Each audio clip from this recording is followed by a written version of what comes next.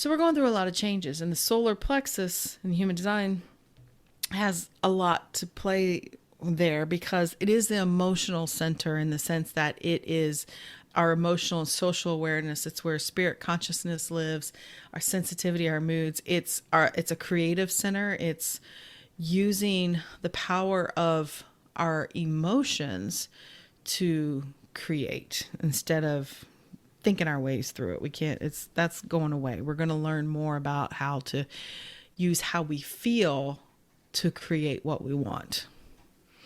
Which I can get behind that. I'm all about, which is basically why we're here on this podcast, is to try to teach more people about this stuff so they can learn to trust themselves and trust how they feel and how that can lead them instead of what they think they should be doing. Human design reveals who you are energetically and who you came here to be. I'm Dana, the human design specialist. And I'm Haley, the human design newbie. Listen in as we explore how leaning into your authentic self is your ultimate path to success. Today we're diving into a continuation of the centers. Dun, dun, dun. I was waiting. I can't see you, but I was waiting for that little dun dun dun. Yes. Something. Continuation as we journey through the 9 centers of the human design bodygraph. Okay. Okay, so in last week's episode, we started talking about the centers, which are, there's 9 of them in the human design system, and what themes they carry with them energetically. And we're going to real quick recap the first ones that we went over so we know where we're starting. And also I just want to add in another component because we forgot to mention the biological relationship of these different centers, because just like in the chakra system, these energy centers help regulate certain biological processes and different organ systems and stuff. So is it in this system. So we real quickly, we covered the top of the body graph, the head center, ideas, inspiration, and that is also related to the, I gotta find my notes. Oh my God. Okay. So we started, I said, how do you lose things? I got 2 screens, 14 tabs. I'm on line 1. I have a lot of information in front of me. Okay, so the centers, starting at the top of the body graph, you see the head center, which is, ideas, inspiration, the connection to source energy, Connection to what was the name? Gus. What was the acronym? Gus. God, universe, source. Yes, the center of questions. It's a pressure center, the comprehension, or the pressure to comprehend, to know, make sense of the world as we know it. And biologically, that corresponds to the pineal gland, which sits in the back middle of the brain, which regulates circadian and seasonal sleep cycles through the production of serotonin, melatonin. So those hormones, chemicals, those hormones, yeah. Which which makes sense because the pineal gland is also what some people think consciousness is, basically, is just chemical reactions in the pineal gland. But so people think consciousness is just in the pineal gland? Well, it's some of the... Is it a gland? Yes. I think that's, you've heard of DMT. Have you heard of that? That's a drug. Well, it's we might be getting into territory that I don't know everything about or anything about, but they say that DMT is a chemical that's released when you die. And I have heard that. Right. And that what we think is the afterlife is really just this release of this chemical, which I don't know how that explains the rest of our lives and any mystical experiences we have, but because whatever. It's that conspiracy theory video we just watched that we're all dead. What? Which one? The guy that's saying the weirdest conspiracy theory he's seen is that we're all actually dead, and the whole thing that we're living as our life is, yeah, Yeah, is what we're seeing in that. Yeah, no, I don't. I think that one is ridiculous. yeah, the last 10 minutes of your brain. No, I don't believe that. I mean, I saw a better one that I liked called The Egg. It's a short story by Andrew Weir. I think that's how you say his name, Weir. Weir. He wrote The Martian, and some other science fiction books. But this short film, if you want to check it out on YouTube, I'll try to link to it. I like this theory more because it kind of what we were talking about with the raves, remember, and the crystals of consciousness and all that stuff. So that's a theory that we're actually reincarnation going over and over again is us experiencing every human experience through every human ever lived, ever was, because we're just kind of in the egg waiting to be born as gods, basically. Or what we see as gods, what we think God is. So that's another one. Check that one out on YouTube. I guess I'll put a link down below because it's 12 minutes long, you know. Short film. It's entertaining film. It's not it's cute. It's not real heavy or anything for such a heavy topic.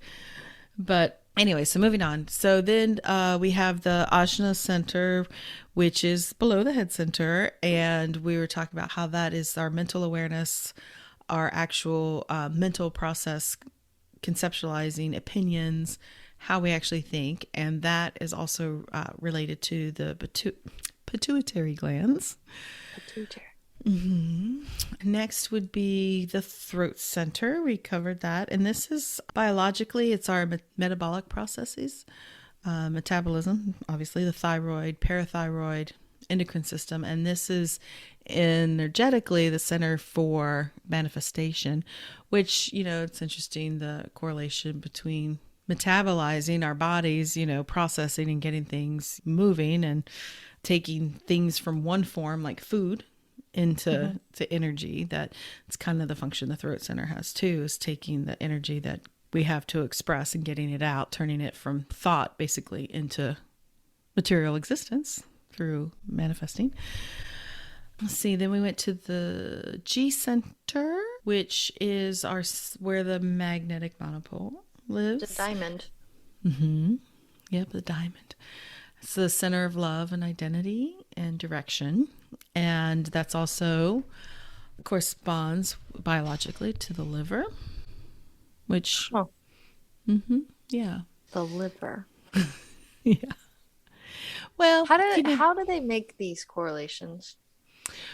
Who was it? Well, I mean, a lot of it is, and in the chakra system, same thing. I mean, it's where it physically is in the body, you know, like where these things actually reside in the body. And so the G center being in the middle of the chest, sort of, you know, and then your liver lives up underneath your ribs there. It's kind of tucked up, you know, over there. And the liver, well, it, you know, it's like a giant filter. And that's what it does, right? It like cleans the blood and everything. Because, you know, I'm a doctor now too. It's also one of the few organs that can regenerate itself. Uh-huh. Well, I think as far as, you know, what the G center does kind of doesn't really filter things, but maybe in that energetic sense, you know, especially if it's undefined, you know, it's, I don't know, processing the environment. Let's go there. You said it's about like identity and knowing what's right for yourself, right? So in a way, it could be filtering out things that aren't. Yeah, could be. Like I said, I have my areas of expertise, and then I have areas where I do not. And you were the one that when you were younger, I thought you might be a doctor or some kind of trauma surgeon, as many trauma surgery videos or TV shows you used to watch. Do you remember doing that? Yeah, I used to watch Untold Stories of the ER all the time. Mm-hmm. Yep. A lot. And I'd be a little 6-year-old self sitting there watching those. Maybe she's going to be a great surgeon one day. I couldn't watch it. And then now you're true crime dramas and everything else. Okay, so G center. And then lastly, the will center is where we left off, I believe, right? Yeah, we like cut the body in half. And the will center is kind of, we talked about, it has just four gates, and it represents really a lot of the more material, I want to say material world. It's like our connection to the material world.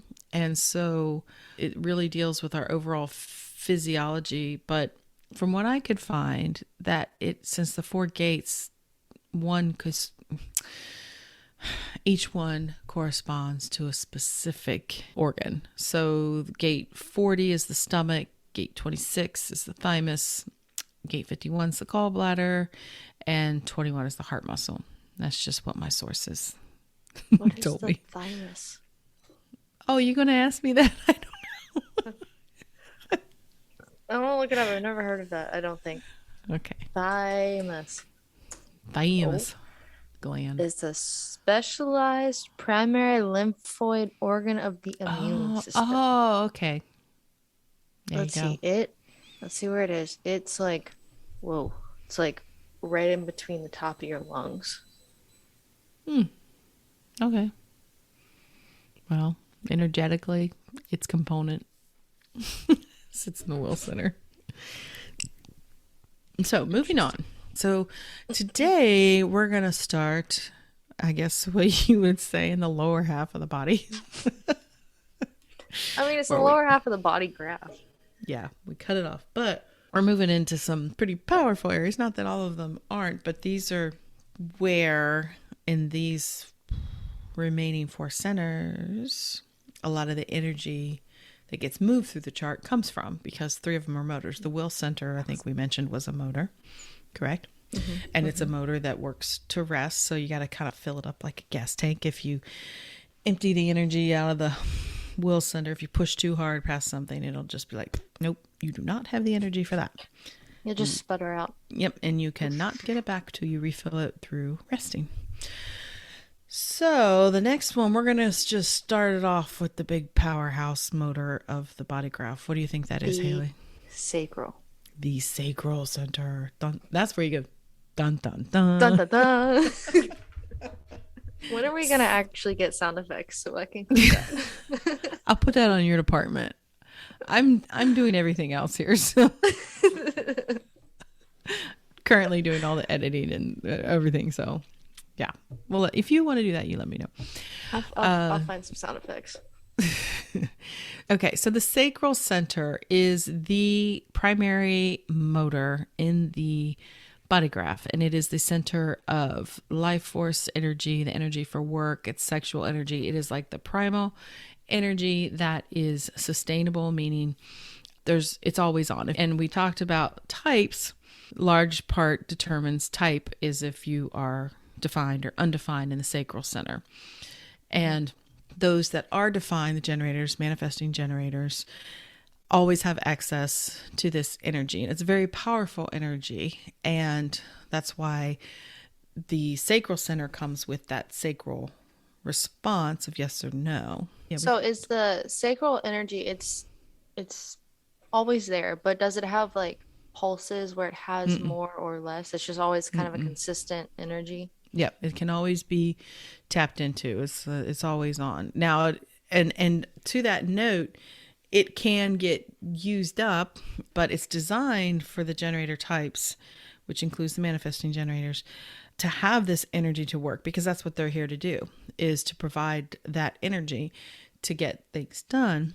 And when they are doing things they really like, that energy can keep going. And I can attest to that. You know, if I'm really engaged in something that I've said yes to that I want to do, I find I can definitely keep going. Like case in point, when I was campaigning in 2019 for Marianne Williamson, I love her so much.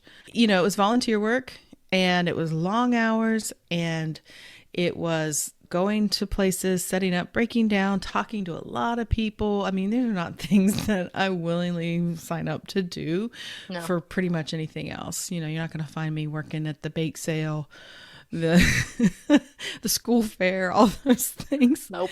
I would find something else to do. I don't want to do that. You were not a PTO mom. I was not a PTO mom. And so, but when I did that with her, I mean, I would get up like really early in the morning, drive halfway across the state, spend all day talking to people, and then drive home.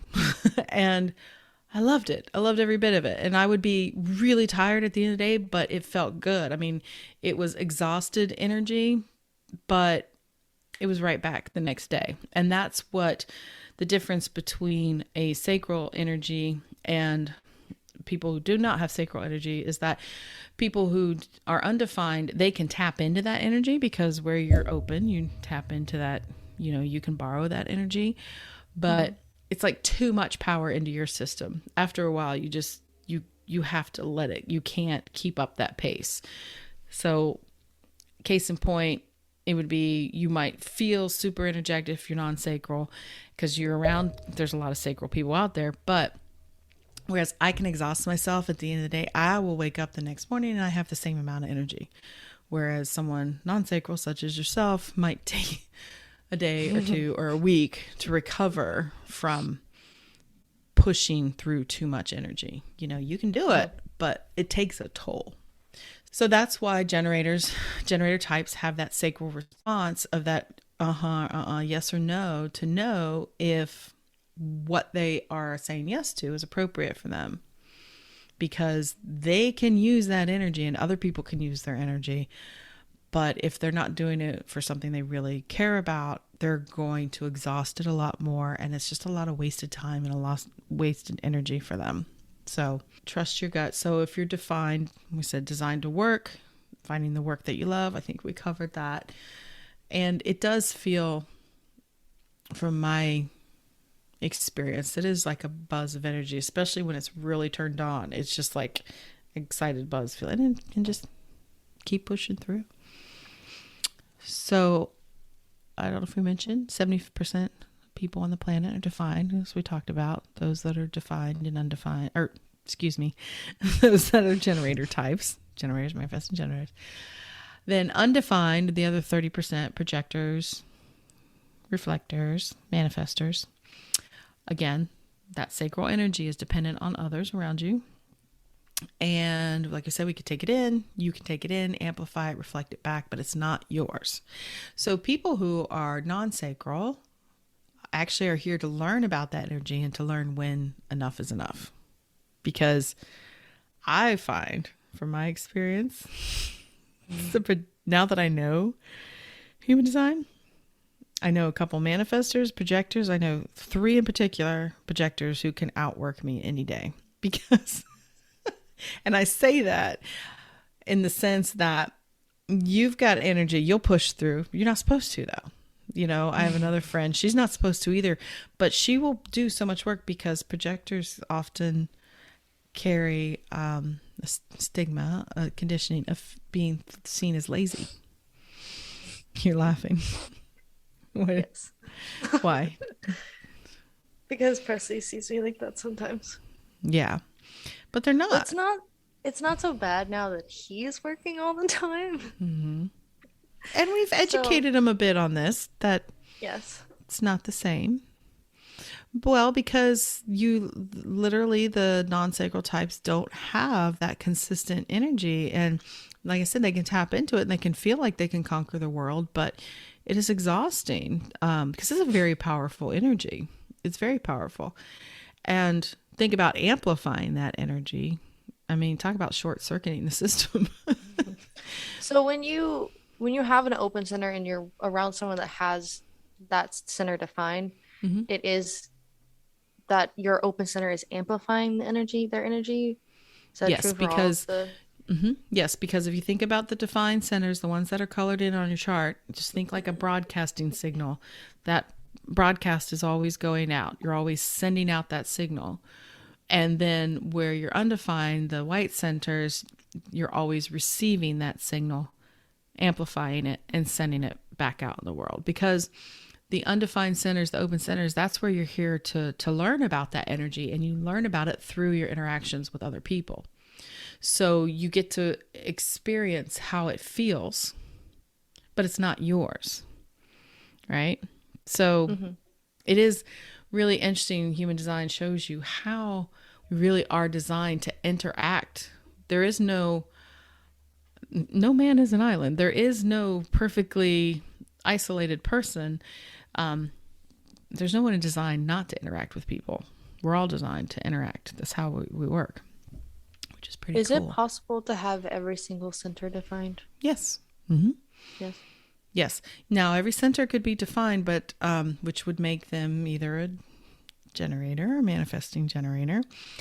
But it does not mean that that person is quote unquote all together, because I know what you're thinking. They're like, oh, they're all defined. You know, they still will have hanging gates, and they can also have centers, which we haven't talked about really yet. Split definition, meaning there are certain centers that connect to each other, but they don't all connect to each other. So you would have these separate feeling parts of yourself, even though you are defined.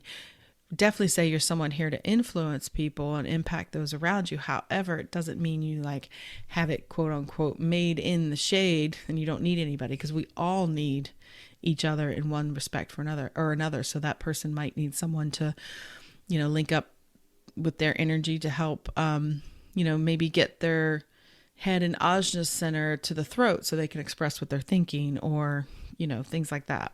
So that's down the road with definition. You're always thinking ahead. So with the undefined sacral, like we were saying, if, you know, you're often tapping into that sacral energy, but you find that once you leave that sacral connection, and you're somebody that has that sacral connection, which even if you are non-defined and defined sacrals live together, it's good to have a little separation at times, which you two live together, but you work in separate parts. Apartment. Mm-hmm. Yeah. Yes. So it's just, you know, good to kind of discharge that energy, which helps. Because it's like a, it's COVID regulations, right? Your energy, it's like a six. They say it's like a 6 foot. I think I've heard you say that before. It is really, Roughly. yeah. Well, they say the aura extends at least 6 feet out. So when we say like auric contact, we're talking about that, of being in auric contact. But I believe, you know, if you want to get to the quantum of things, there's physicality, but also we're so connected through technology and like Zoom. And I feel that our energy still interacts, even though because there's a lot of things in energy medicine, a lot of these things that work whether or not there's no real physical boundaries. If that makes sense. And I feel funny throwing around the word quantum all the time because it makes it like I know what I'm talking about. And my knowing circuit is saying, yeah, you know what you mean, but let's try to find the words eventually to explain what you're saying. I don't have them right now. That's off topic. I have to do more research on that. So anyways, yes. So if you're non-sacral, you need time to discharge that sacral energy. Baths or showers really help. Laying down flat helps discharge the energy. So especially if you're non-sacral, you should lay down a little bit before you go to bed so you don't carry all that energy to sleep. And also sacral people is really good to physically use that energy throughout the day, exhaust that energy, go to bed, you hit the pillow exhausted, and phew, that's a good use of your energy. So that's sacral. And I guess you can use the energy either physically or mentally. Yes, I mean for sacral types, a certain amount, yes, physical activity though does help more, because you definitely need to move the body. It's whether you just walks or whatever, you know, Apple Watch tell you to get up every hour to move around is helpful, but mental energy uses a lot of the calories that you consume throughout the day, correct? Making your brain work, it's pretty important. Yeah, I think so. Like a good chunk goes that. Mm-hmm. I mean, But I I can know that certainly. like some days when I'm really having to focus on what I'm working on, like I'll leave my desk the end of the day. I'm like, I don't want to do anything else. I'm like, I'm so drained. Yeah, And all I did was like build invoices. it's also boring. No, just kidding. Just kidding. A little bit. A little bit. Okay, so What's the Oh, physical the sexual correlation. organs, testes, Ah, ovaries, reproductive organs. Yeah. Because that is the center also in the chakra system. It's the second one up, is the same thing. It's about creativity as well. And because it carries the creative energy of life, being able to create life is in that center as well. So there's that. So I think instead of going side to side, I think I'd like to go to the root first because we'll go just straight down to the root center next. okay. Because the solar plexus is such a big thing and it relates to the spleen. So anyway, so the root center is at the bottom of the chart. Mm-hmm. Okay. And it is biologically, it's related to adrenaline, the adrenal system, and stress hormones. Not in your butt. What's that? I said that's not in your butt. Why would you say that? Well, that's technically where the root is. No, it's not. No, it's not. It's pelvic floor.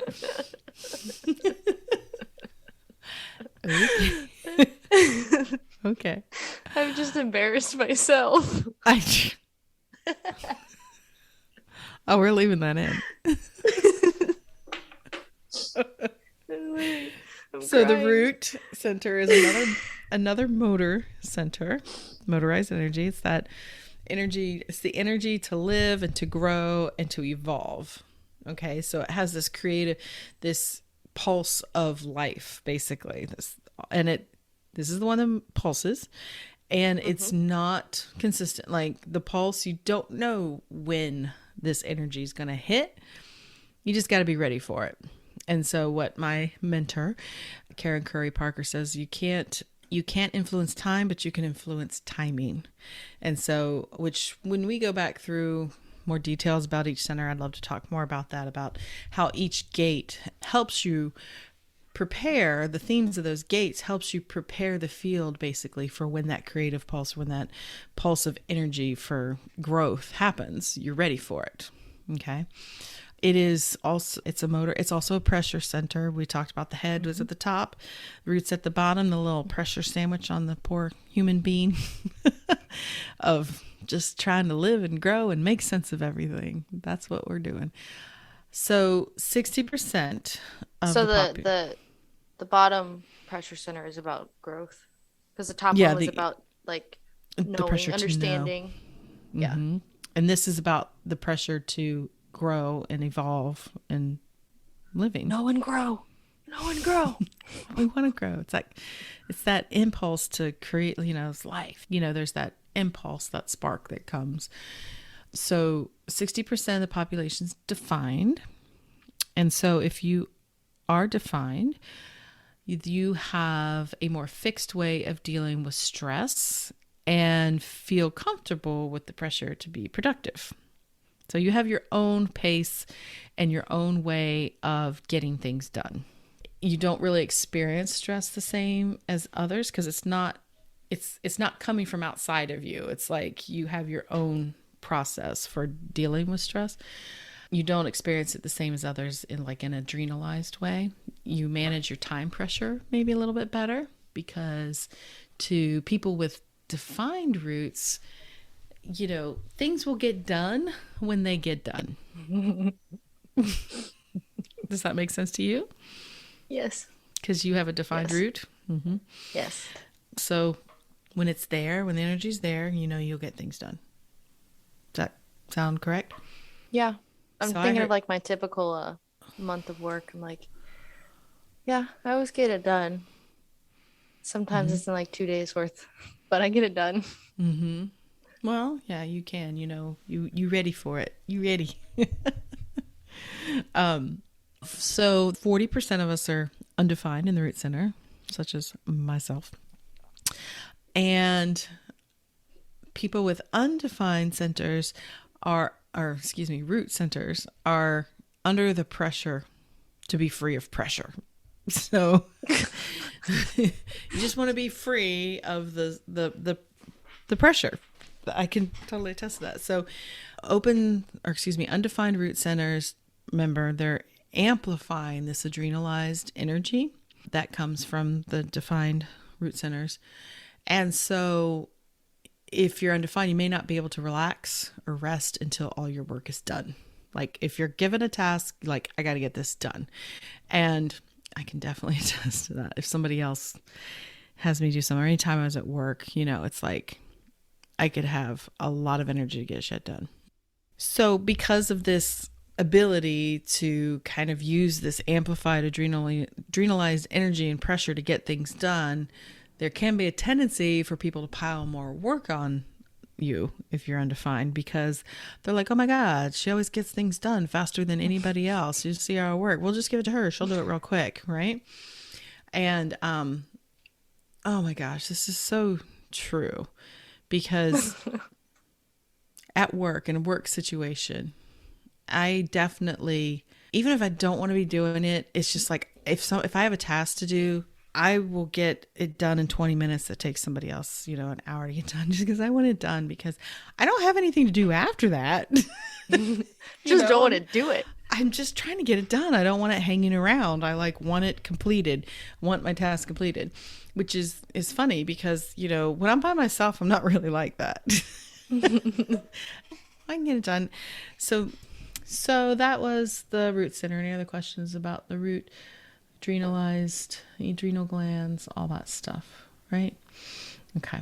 Mm-hmm. So let's move on over to what you want to do first, spleen or solar plexus? Solar plexus. Okay. So the solar plexus. So let's start by saying this is one of the other centers that when we expanded into 9 energy centers from 7, the G center and the will center together. This would have been the solar plexus and the spleen were actually the solar plexus, and then it split into these 2 centers, the spleen and solar plexus. And the solar plexus is another, besides the sacral, I'd say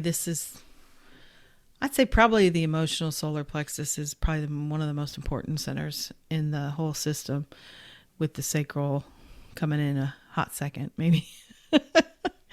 And I say because the emotional solar plexus, there's another predicted mutation coming up in 2027, which we're kind of in the process of it now. It doesn't like flip a switch and everything happens, where there's going to be another change to our energy system. There's going to be a shift and a change in the way I think the solar plexus and the will center interact. I don't really know. There is information out there. There's a lot of talk in, especially human design, but in a lot of these more spiritual, astrological circles of this paradigm shift coming up 2027, which, like I said, I don't think it happens overnight, but we're moving from I can't think of the right word, cycle, like everything moves in cycles. There's small ones, big ones. So there's these big eras, paradigms that we're moving from. The last 400 years, at least in human design, we've been in this energy of which we haven't talked about, incarnation crosses, but the cross of planning, which is much more logical, and this structures that we've been in the last 400 years, with the rise of the logical mind and the scientific theories and all this stuff, where everything, our advancements really became quickly. Is that more thunder? We really, as a species, started advancing very quickly in the last several hundred years with, the more scientific method and all these new thought forms coming up and using our brains to organize. And we've created all these structures, the major political structures, governments, technology, all these things. And we're moving into, they talked about it a lot in December. You hear people talk about when Saturn and Jupiter were at like 0 degrees together. The age of Aquarius, everybody was talking about. Nope. No one I talk to. No one I follow. Oh, well, we basically are entering what they call the age of Aquarius. And we're moving into an age of more this paradigm shift in human design. We're moving into the cross of the sleeping phoenix. And it's more about moving from top-down structures, these power structures, to more from a hierarchy to a synarchy is like what Richard Rudd talks about. And so the power of the individual and cooperation, we're moving into an area where we're learning to trust ourselves and our autonomy and what our bodies and what we know to be true for us individually, as opposed to someone up above us telling us what we need to know, what we need to think, how we get to work, how we get to live, all those things, which you can see playing out in the world right now, which is why things are so volatile right now, because those older structures are holding on a death grip of, no, you can't think for yourself. You can't create your own happiness in your own life. We've got to rely on us to do that. So we're going through a lot of changes, and the solar plexus in human design has a lot to play there, because it is the emotional center, in the sense that it is our emotional and social awareness. It's where spirit consciousness lives, our sensitivity, our moods. It's a creative center. It's using the power of our emotions to create instead of thinking our ways through it. That's going away. We're going to learn more about how to use how we feel to create what we want. Which I can get behind that. I'm all about, which is basically why we're here on this podcast, is to try to teach more people about this stuff so they can learn to trust themselves and trust how they feel and how that can lead them instead of what they think they should be doing. So I'm about it. Yeah. So what's interesting is half of us are defined, half of us are undefined emotionally. So if you are defined. Am I undefined? Yes. I'm defined. You're undefined. So if you have a defined emotional solar plexus, you're always writing or interacting with what they call your emotional wave. And your emotions influence your decisions and what's true and correct for you. So your emotional awareness informs you about your life, and it's extremely important not to analyze why you maybe feel a certain way or try to fix when you're feeling low emotions, quote unquote, low emotions, but to learn and to accept and appreciate these highs and lows. So your emotional wave, what we're talking about here, if not trying to analyze the way you feel, is just to understand that this is just the function of a wave. So the center is a motor. And so this energy operates in waves. There's highs, there's lows. There's different kinds of highs and lows depending on what channels define you emotionally. Make your definition there. And that's too much to go into, really, in this episode.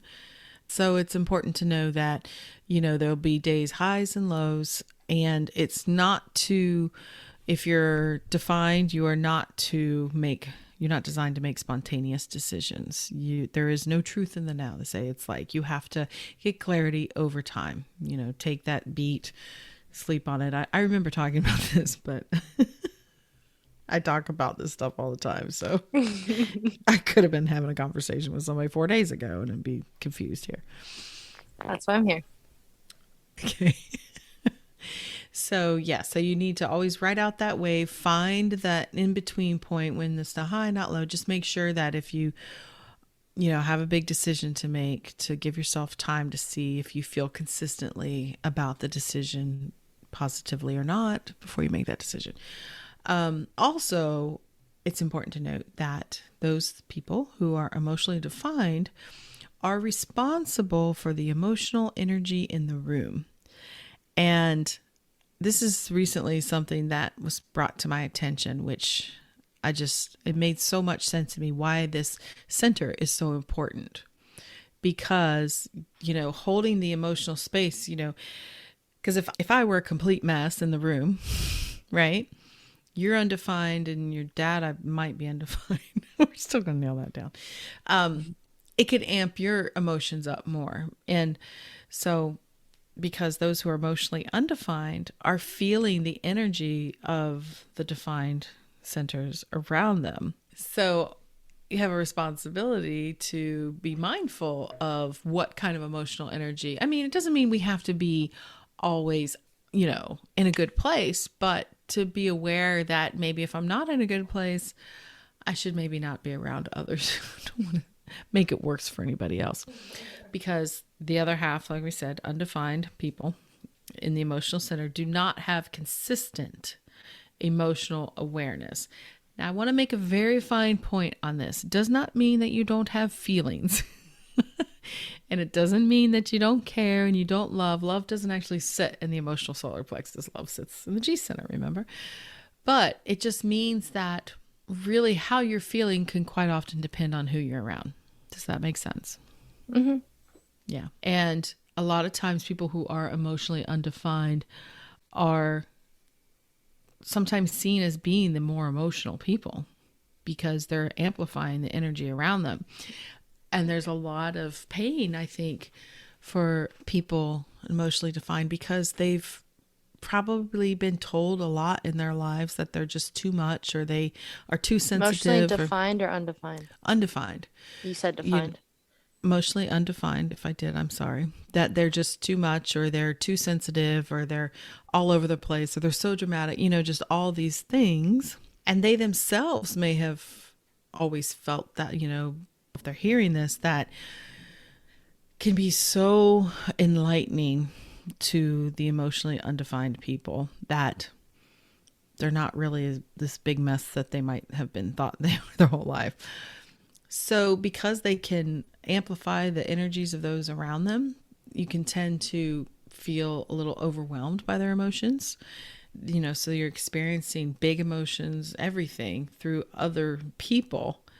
But it's important to know that, yes, you can feel this and you can experience it. And I think I've talked to you about this before, but it's not necessarily you. That if you remove yourself from that situation, especially if you have an undefined G center, it can be even more amplified, such as you do. If you remove yourself, you can often find that you can change. How you feel about things changes. Which makes a lot of sense to me now about your experience in high school or middle school. Well, you just weren't about the drama and shit. I really wasn't. You just kind of found your place where you wanted to be and just didn't really, you didn't really, I mean, you were involved in school and stuff, but you weren't, I guess it just didn't feel good to be in certain friend groups or activities. Most of my friends are guys. Yeah. They're less drama. They're all dead inside. No, I'm just kidding. Not true. Yeah, less drama. I wasn't, I guess in high school I wasn't ever I didn't really care what any of the popular girls or anything like that. I didn't care about that. I was there to do my work.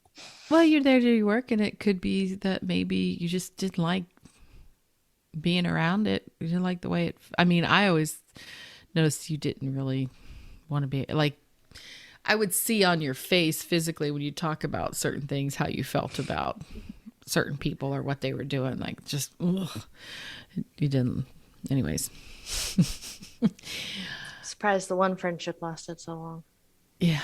So basically emotionally undefined people have the immense gift of being able to really experience every emotion, be very empathetic because they know how people are feeling.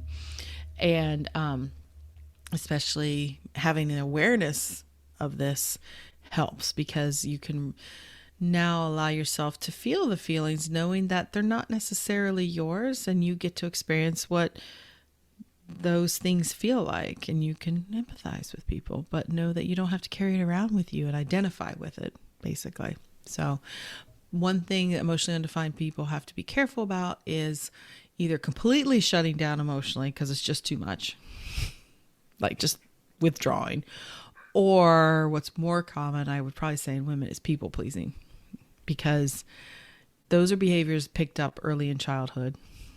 I'm looking at you. You were always trying to make me happy. Not that I was miserable, but those early years, I wasn't so aware of things. But it's was gonna say, I don't think I'm a people pleaser. No, no. But it can lead to people pleasing because, especially if people are in more volatile relationships or uncertain, those kind of things, and they just, don't know how people are going to react, they tend to, they could walk in a room and feel right away if the things are off and either just completely avoid it or just try to make everything better. So, and like I said, this is going to vary from person to person. We're not just talking about absolutes here. This is information to be received and looked at and might help people understand themselves better, but everybody's going to, see it differently, feel it differently. It's all about just learning about it first and then seeing how it's either played out in the past or seeing, with this new information, how it is at play in your daily life. It's fun to see and play around with. So that leaves us with one last. Where is the physical correlation? Oh, what is the physical correlation? Yes, correct. The solar plexus, the kidneys. I was gonna say the kidneys. Oh yeah, the pancreas and the prostate. Don't ask me the physical processes. I mean, I know what kidneys do, but I was just gonna say kidneys because they're on the opposite of the spleen. Mm-hmm. Well, is the pancreas where the white blood cell production? Is that pancreas? I asked the Googles. I don't know. No, white blood cells are made in the bone marrow. Oh, so what's in the pancreas? What does the pancreas secrete do? So your pancreas is important for digesting food and managing your use of sugar for energy after digestion. All right, so we're just going to cut that part out. Okay. That was totally wrong. Helps control blood sugar, which can spikes. So that's kind of. Oh, wait a minute. So the pancreas, you said it with digesting food, regulating blood sugar. So it's insulin, I think. Is it somewhere in there with the pancreas? Anyways, when you were just talking about regulating blood sugar, now that makes sense to me because of the ups, the highs and lows, of how you can feel with low blood sugar, high blood sugar. Insulin, yes. Mm-hmm. Regulating those things to try and keep it in balance. Huh. Oh, little light bulbs going off in my head. Okay, so... The spleen. But not least, the spleen. I have an affinity for the spleen center. I have a lot of gates activated in the spleen center. 5 out of 7. What did you have removed? Your gallbladder? No. No. Your pancreas? What did you? No. My appendix. Oh, that one. When I was like 23 and I had my gallbladder removed, that would be really difficult. Oh, I don't remember which one is which. Obviously. My appendix, the teeny little thing, had my appendix removed. Spleen is much higher than I thought. Yeah. Upper left side of your abdomen next to your stomach and behind your left ribs. Mm-hmm. So high.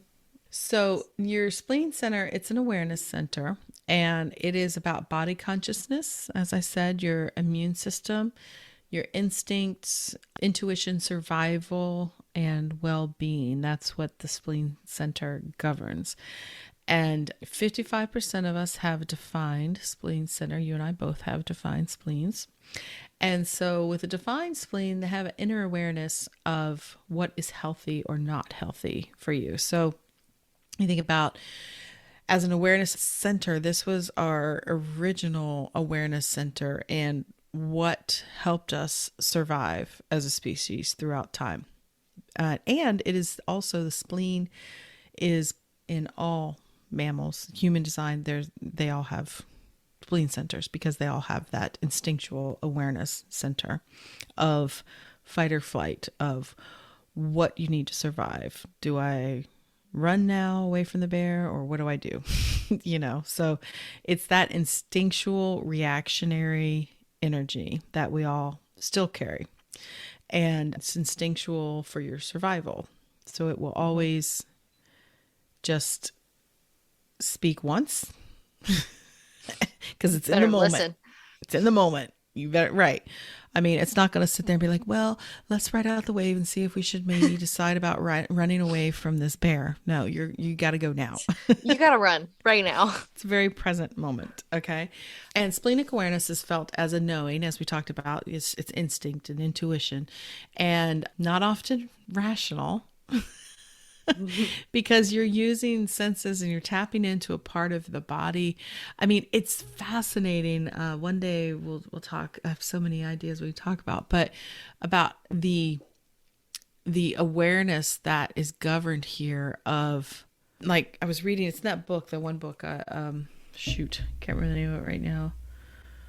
The extended brain, extended mind. Oh gosh, I'm sorry. It's so good.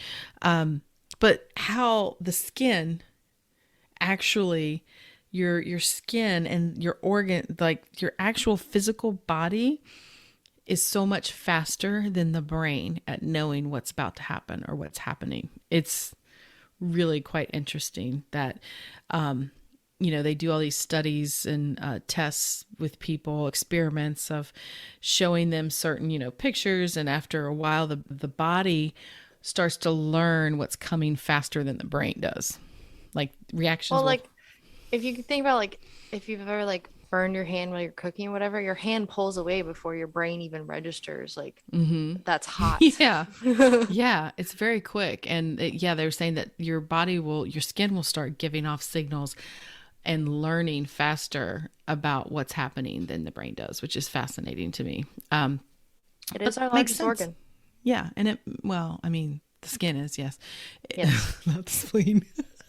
No, the skin. But that's what, helped us to survive. And so, like I said, it's felt as a knowing, not often rational, speaks just one time.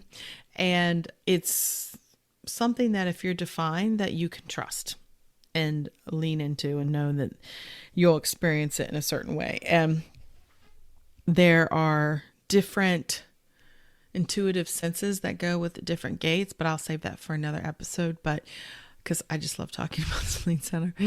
But spleen center is also where fear tends to hang out in the system too. Fear and courage, but fear, because if you think about it, these are very instinctual fears, like fear of dying, fear of, there's things as fear of the past, fear of the future, fear for so long is what kept us safe and healthy. That instinct to avoid things that are unhealthy for us. And so that's a learning through fear. And if you think about on the other side of the body graph, there's that solar plexus, which is more going to be about learning and creating and growing through how we're feeling, not through fear, but more intentionally. Like one side is reactionary, the spleen. So usually when the root gives that pulse, if it goes up through the spleen, it can be a more reactionary and more fear-based energy to get things done. Whereas from the other side, from the solar plexus, it's a more intentional, like this is setting the stage. This is how I see it, how I want it to be done. It's different types of energy that we're moving away from fear and logic and moving into intentional creation, which I think is pretty cool. So undefined spleens, 45%. Now, if they're undefined, these are people that are very sensitive to their environments. They have a heightened sense of all these things. And it's important that because they're sensitive, it's important to be aware of the people that they surround themselves with and spend time with, that those people have healthy habits and healthy way of doing things, make you feel worthy. Because they say that if you're undefined in the spleen, you tend to sometimes hold on to relationships longer than are healthy for you, because you can get attached to someone with a defined spleen, and that energy makes you feel safe, makes them feel secure. Even though it could be unhealthy, it kind of overlooks that just because it has that feeling of safety around them that when they're apart, they don't necessarily feel. So it can be dysfunctional in that regard, but it's just what it is, because you'll be attracted to people who give you that sense of feel good, safety and everything. So can have a hard time letting go. People with undefined spleens have a hard time letting go in general. Places, things, stuff. Are you alluding to something Nothing. or someone? They say they also, undefined spleens, have a more flowy sense of time. They might struggle with the concept of time, might tend to be a little free with time management. That's just something that I've read. I can see that in some of the undefined spleen I know, but not That naming any makes me names. think that Presley is definitely defined. I don't know why he's the always on time. Yeah, he hates being late. Yeah, he's defined. Yeah. I mean, I'm defined, but I think I have more problem with my undefined root. I can bend time sometimes. I have found that in the sense that if you're late, you're like, oh my gosh, I'm so late. I'm going to be late. And if you repeat that to yourself as you're trying to get somewhere, you're late. But I experiment it with sometimes that I leave later and I want, and I'll be like, I have all the time in the world. Everything's fine. I like to see if I can actually slow down time sometimes. It works sometimes. You tell Ian that, he'll just roll his eyes so hard. They're in the back of his head all the time. So I think that is the end of our journey around the centers. And I'm gonna say the spleen is probably physiologically tied to the spleen. No, we said the immune system, which I think the spleen has something to do with that. But I don't know what the spleen does. no, it has to do with our sense of well-being, our You immune did system. say that in the beginning when you started about the spleen.